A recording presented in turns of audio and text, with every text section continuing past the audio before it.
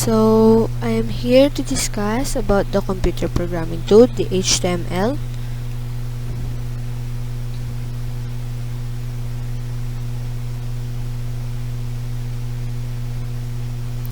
What is HTML?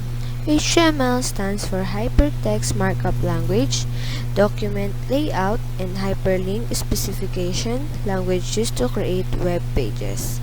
Unlike a scripting or programming language that uses scripts to perform functions, a markup language uses tags to identify content. So we have here the basic HTML document structure. First is the HTML tag that defines the root of an HTML document.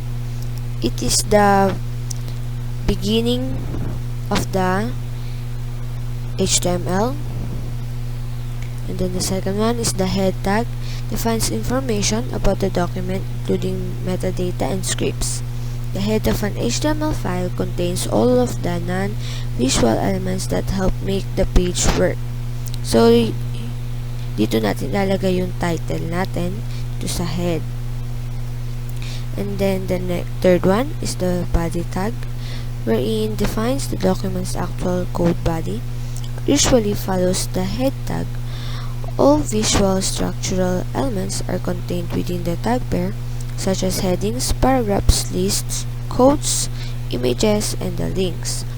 And dito makikita yung nilalaman ng ating HTML. And here's the example. I made some web page that can show you the how to create a web page, and here's the source code, and this is the outcome of the source code. And that's all. Thank you.